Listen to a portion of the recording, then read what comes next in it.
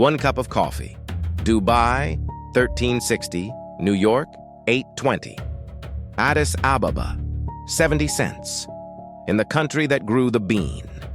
That's the case. Ethiopia grew it. Ethiopia roasted it. Ethiopia charges less than $1. That cannot be right. Less than 10% of that cup is coffee. So, what are you actually paying for? 3 cities have 3 different answers. 3 receipts, 3 confessions. Start with the one you already paid. Midtown Manhattan, a specialty cafe on 5th Avenue.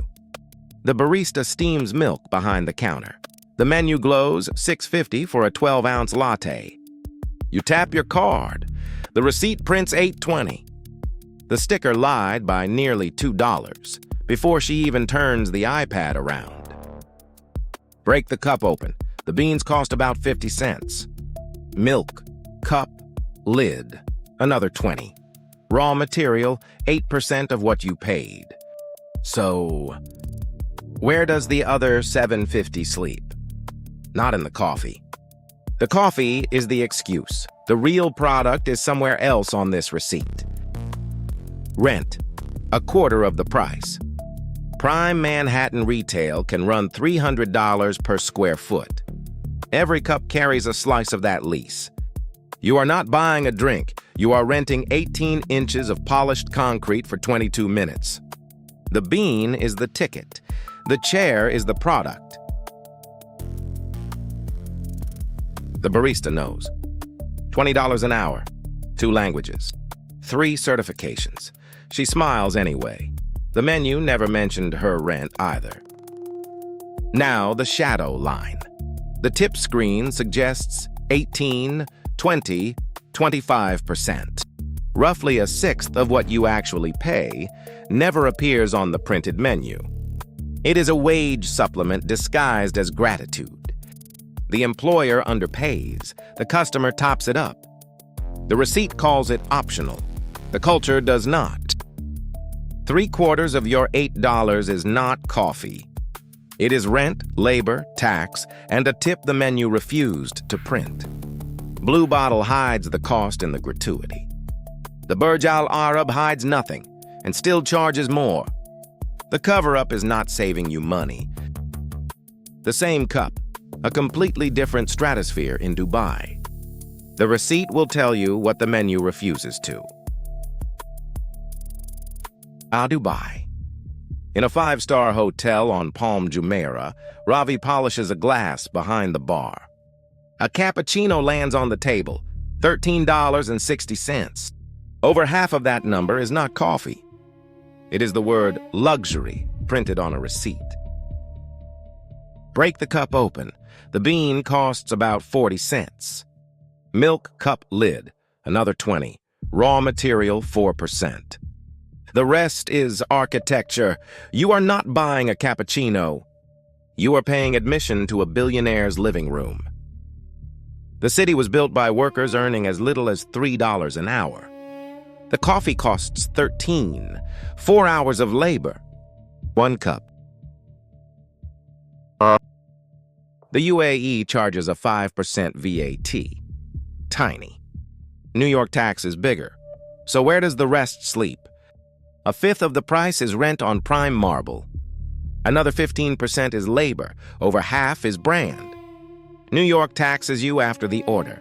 Dubai prices you before. The bean never changes, but the person serving it reveals the real cost. Ravi came from Kerala 8 years ago. He serves cappuccinos in white gloves. His shift pays about $14 an hour, 1 cup per hour of work. He has never ordered one. The dress code at the lobby entrance would not let him sit down. He serves the chair he cannot occupy. Here is what this receipt does not say. Every bean in this cup was imported from one continent. And the country that grew them prices the same cup like a different universe. Dubai is not the shock.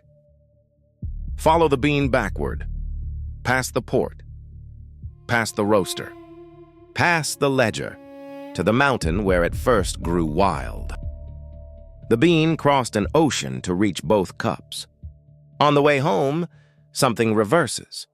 The receipt is about to disagree with the menu. Addis Ababa, an old Ethiopian coffee house open since 1953. A woman named Almaz pours from a clay jabina older than the Republic. The cup lands on the counter, 70 cents. The same mountain supplies the Dubai hotel. The bean does not know it crossed an ocean. Run the math. Addis charges 70 cents. New York runs about $8.20. Dubai charges $13.60. The origin country sells the cup for about 1/20th of the destination price. For the same bean Dubai imports from here. And this is not even the strange part.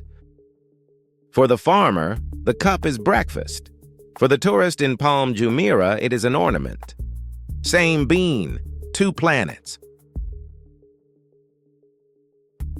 Ethiopia exports the top grade, roughly $8 a pound, wholesale on the global market. The lower grade stays home, pennies per cup. One bean, two economies. The country grows luxury for strangers and leaves itself the scraps. Now convert price into time. A New Yorker on median wage works about 20 minutes for that $8 cup. Ravi, the one you met in the lobby, already told you, a full hour for a cup he can never order. An Ethiopian farmer on roughly $2 a day works 3 hours for his own 70-cent cup. 3 hours for coffee he grew. The math does not forgive anyone. Almaz fills another cup. She has poured this ritual for 40 years. The math moves on. She does not. 3 cities, 3 ways to hide the real cost. New York hides it in rent. Most of that latte is West Village square footage. Dubai hides it in brand. Over half the receipt is the word luxury. Addis Ababa hides nothing. The price is the bean, the hand, the fire. And that honesty is the most expensive thing on the table. The cup is never the product. The product is the city selling it. Its rent, its brand, its chair. Addis sells coffee. The others sell themselves. Filing the report. 3 cities, 3 receipts, 3 different ways to charge for the same bean. And only one of them was honest about it. The cup is a receipt, not for the coffee. For the city that priced it, New York sold you concrete. Dubai sold you the word luxury. Addis Ababa sold you the ritual. Every server serves a chair they cannot occupy. Another receipt waits on the desk. Another city. Another price that does not add up. The investigation continues. Case closed.